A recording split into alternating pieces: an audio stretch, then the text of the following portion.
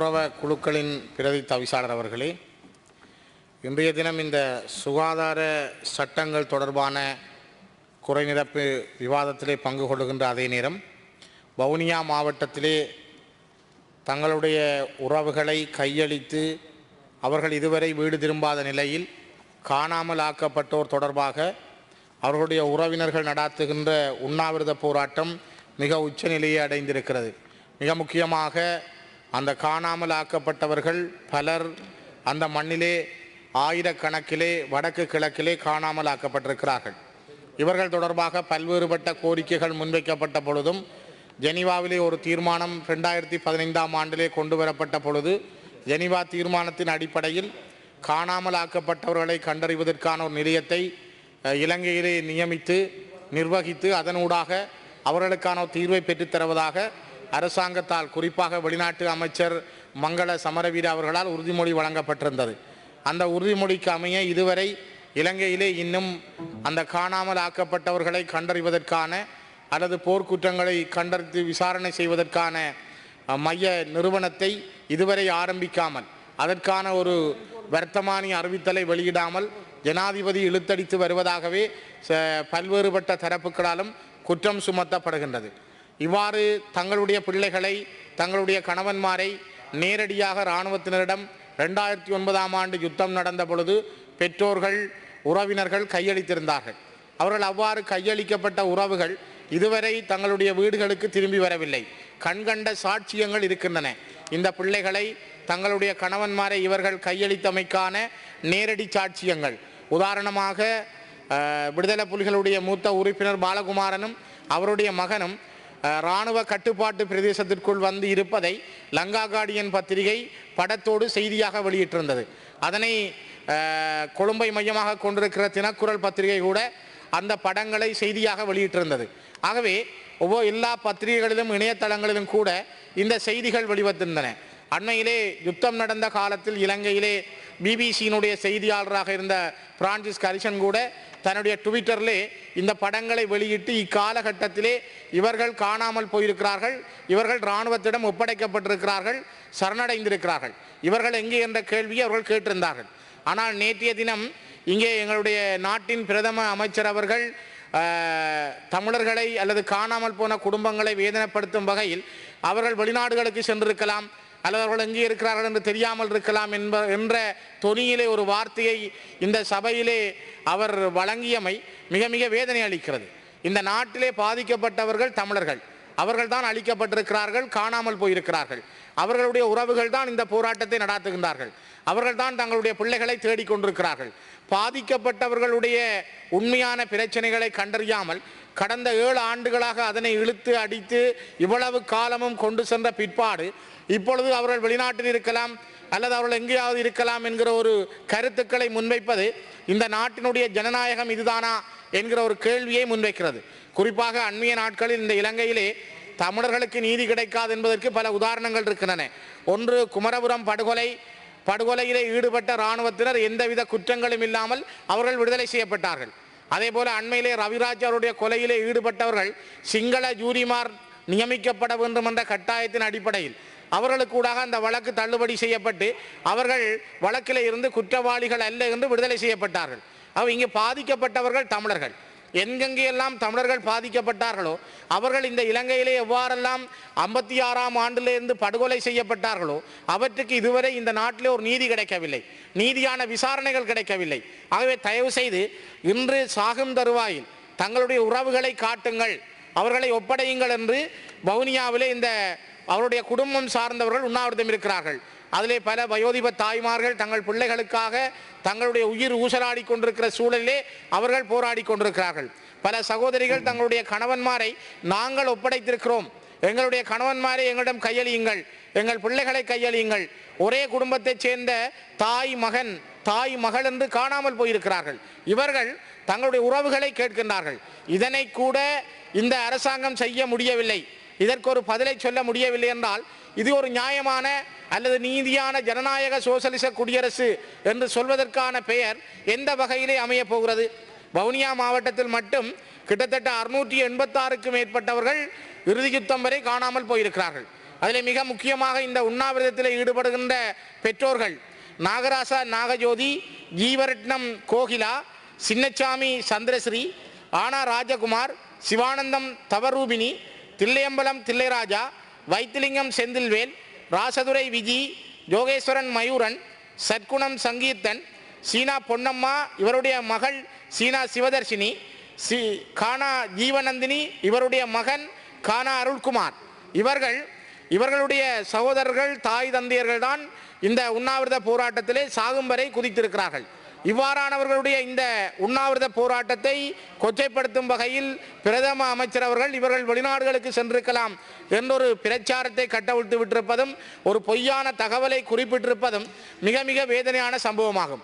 தயவு செய்து இந்த நாட்டில் பாதிக்கப்பட்ட காணாமல் போன உறவுகள் தங்களுடைய பிள்ளைகளை கேட்கின்ற இந்த சூழலில் அவர்களுக்கு ஒரு விடையை சொல்வதற்கு இந்த ஜனநாயக அரசாங்கம் முன்வர வேண்டும். இதனை ஒரு நல்லாட்சி என்றால் இந்த மக்கள் வாக்களித்திருக்கிறார்கள், அவர்கள் இந்த நல்ல ஆட்சி நடக்கும் என்ற காரணத்தால் தான் 2015ஆம் ஆண்டு ஜனவரி 8ஆம் தேதி அவர்கள் தங்களுடைய வாக்குகள் மூலமாக இந்த புதிய அரசாங்கத்தை அவர்கள் கொண்டு வந்தார்கள். அவர்கள் மிகப்பெரிய பங்கை தமிழர்கள் ஆற்றியிருந்தார்கள். மிக சகிப்புத்தன்மையோடும் பொறுமையோடும் நிதானத்தோடும் ஒரு எதிர்கால அரசியல் தீர்வுக்காக இந்த அரசாங்கத்துக்காக கடந்த 2 ஆண்டுகள் தங்களால் எந்த அளவுக்கு விட்டு கொடுக்க முடியுமோ அந்த அளவுக்கு அவர்கள் விட்டு கொடுத்து செல்கிறார்கள். ஆனால் இருக்கிற நல்லாட்சி அரசு, 2 கட்சிகள் சேர்ந்த அரசு இதிலே நல்லெண்ணங்களை இன்னும் சரியாக வெளிப்படுத்தவில்லை. செய்யக்கூடிய பல காரியங்களை அவர்கள் இன்னும் செய்ய முன்வரவில்லை. இந்த விடயங்கள் மிக பாதகமானவை. இவை மிக மிக இந்த மக்களை பொறுத்தவரை அவர்கள் இன்னும் மனவேதனை அடைகின்ற, பிள்ளைகளை தேடி நாளாந்தம் சாகின்ற ஒவ்வொருடைய கதைகளும் மிக கொடுமையானவை. எத்தனையோ சகோதரிகள் இன்னும் தங்களுடைய தாலிகளை கலட்டாமல் தங்கள் கணவன்மாரின் வருகைக்காக காத்திருக்கிறார்கள். எத்தனையோ சகோதரிகள் தங்களுடைய பொட்டுகளை அளிக்காமல் இருக்கிறார்கள். இந்த இவ்வாறானவர்களுடைய அவருடைய கண்ணீரும் அவர்களுடைய அந்த வேதனையும் இது சாதாரணமாக கொலை செய்தவர்களுக்கு புரியாது, இவர்களை அடித்து கொண்டவர்களுக்கு இது புரியாது, இவர்களை அழிப்பதற்கு முனைந்தவர்களுக்கு இது புரியாது. ஆகவே இதை தயவு செய்து புரிந்து கொள்ளுங்கள். உலக சர்வதேச சமூகம் கூட இதற்கான விசாரணைகளை அமெரிக்கா கொண்டு வந்தது. இது ஒரு பன்னாட்டு விசாரணை வேண்டும் என்பதை தமிழர்கள் வலியுறுத்திய பொழுது நாங்கள் இலங்கையிலே விசாரிக்கிறோம், இங்கே ஒரு அலுவலகத்தை திறக்கிறோம், அலுவலகத்துக்கூடாக நாங்கள் இதற்கு விசாரணையை முன்வைக்கிறோம் என்றெல்லாம் விடயங்களை முன்வைத்தவர்கள் யாரும் இதுவரை அவர்களுக்கான எந்த நியாயமான விசாரணைகளையும் முன்வைக்கவில்லை. ஆகவே அரசாங்கம் ஒரு தவறான வழியில் செல்லுகிறது. தமிழர்களுக்கான நிரந்தரமான ஒரு தீர்வை அவர்கள் வழங்குவதற்கு தயாராக இல்லை என்பது கடந்த காலங்களில் அவருடைய நடவடிக்கைகள் சொல்லுகின்றன. அதேபோல அலட்சிய போக்கோடு உதாசீனப்படுத்துகின்ற வகையிலே இந்த அரசின் நடவடிக்கைகள் அமைந்திருக்கின்றன. இது தயவு செய்து கவனத்தில் எடுக்கப்பட வேண்டும். இந்த உயிர்கள் மிக பெருமதியானது. காணாமல் ஆக்கப்பட்டிருக்கிறார்கள், காணாமல் தங்களுடைய உறவுகள் போயிருக்கிறார்கள்.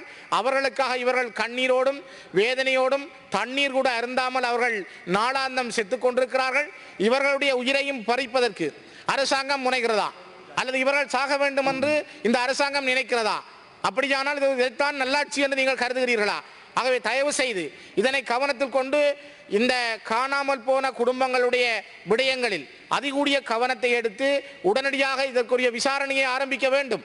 கொழும்பிலே அதற்குரிய காரியாலயம் அமைப்பதற்கான சகல பூர்வாங்க வேலைகளும் நடைபெற்று முடிந்ததாக கூறுகிறார்கள். ஆனால் இதுவரை கொழும்பிலே அதற்கான காரியாலயம் திறப்பதற்கான வர்த்தமானி அறிவித்தல் ஜனாதிபதியினால் தான் வெளியிடப்பட வேண்டும். ஆனால் ஜனாதிபதியினால் இன்னும் அந்த வர்த்தமானி அறிவித்தல் வெளியிடப்படாமல் இழுத்தடிப்பதற்கான காரணம் என்ன? ஏன் ஒரு விசாரணை நடக்க வேண்டும் என்றால் அந்த விசாரணைக்கான வர்த்தமானி அறிவித்தலை வெளியிடுவதில் ஏன் இந்த காலதாமதம் கொண்டு செல்லப்பட வேண்டும்? கடந்த 7 ஆண்டுகளில் நடக்காத ஒரு காரியம், 2 ஆண்டுகளில் நல்லாட்சி இருக்கிற ஒரு காலம், இந்த காலங்கள் எல்லாம் இழுத்தடிக்கப்பட்டால் தமிழர்கள் இவ்வாறு ஏமாற்றப்படுவார்களா? சர்வதேச சமூகம் தமிழர்களை ஏமாற்றப் போகிறதா? அமெரிக்கா கொண்டு வந்த பிரேரணை ஐக்கிய நாடுகள் சபை, உலகத்திலே எல்லா மக்களையும் ஒன்றிணைக்கின்ற இந்த ஐக்கிய நாடுகள் என்கிற பதம் கூட ஒரு கேள்விக்கு உட்படுத்தப்பட போகிறதா?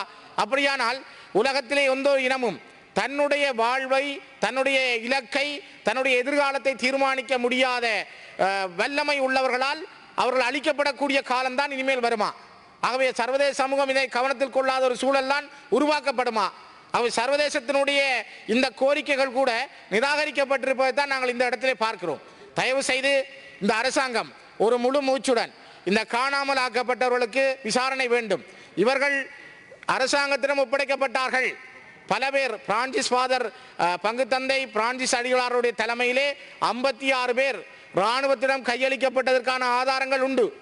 பல பேர் குழந்தைகளோடு சரணடைந்தார்கள். பல போராளிகள் தங்களுடைய குடும்பம், மனைவி, பிள்ளைகளோடு சரணடைந்தார்கள். இங்கே இதிலே நான் குறிப்பிட்ட பெயரை உடையவர்கள் தாய் தந்தையர்களால், தங்களுடைய குடும்ப தலைவிகளால், குடும்ப உறுப்பினர்களால் கையளிக்கப்பட்டார்கள். கண்கண்ட சாட்சியங்கள் உண்டு. இந்த கண்கண்ட சாட்சியங்களுக்கு என்ன நியாயம்? சாதாரணமாக தலைவர் பிரபாகரனுடைய மகன் பாலச்சந்திரனை கூட, அவர் சிறுவனாக இருக்கிற அந்த பாலச்சந்திரனை கூட உண்பதற்கு அவர்களுக்குரிய பிஸ்கட் கொடுத்து அவரை சுட்டுக் கொண்டிருக்கிறார்கள். அவர் பிஸ்கட் சாப்பிடுகிற படங்கள் வெளிவந்திருக்கிறது. அவர் சுட்டுக் கொல்லப்பட்ட படங்கள் வெளிவந்திருக்கிறது. இவையெல்லாம் இராணுவத்தினாலே இந்த படங்கள் எடுக்கப்பட்டு வெளியிடப்பட்டிருக்கின்றன. ஆகவே இந்த மிக மோசமான நாட்டில் ஒரு படுகொலை இன ரீதியாக மேற்கொள்ளப்பட்டிருக்கிறது. ஒரு இனப்படுகொலை மேற்கொள்ளப்பட்டிருக்கிறது.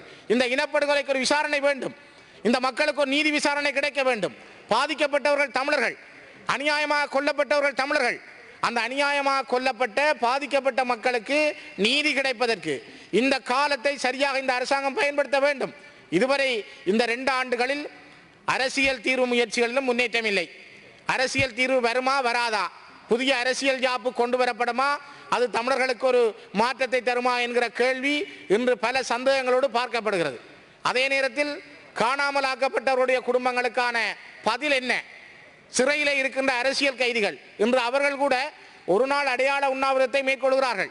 பல சிறைகளிலும் இருக்க அரசியல் கைதிகள் இந்த காணாமல் ஆக்கப்பட்ட குடும்பம் தொடர்பாக தங்களுடைய ஒரு நாள் உணவை தவிர்த்து அவர்களும் உண்ணாவிரதம் இருக்கிறார்கள்.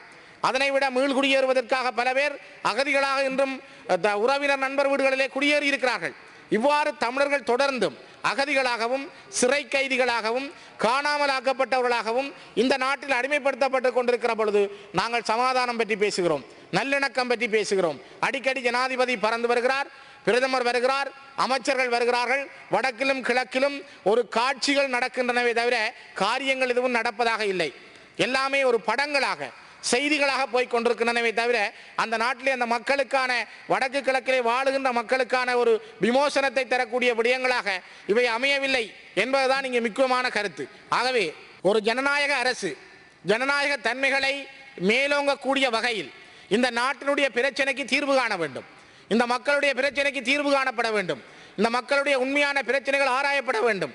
இவை மூடி மறைக்கும் வகையில் அல்லது கவனத்தில் எடுக்கப்படாமலே காலம் இழுத்தடித்து கொண்டு செல்லப்படுவதை தவிர்த்து அரசாங்கம் முழுமூச்சோடு செயல்பட வேண்டும் என்பதை இந்த இடத்திலே நான் முதல் குறிப்பிட்டு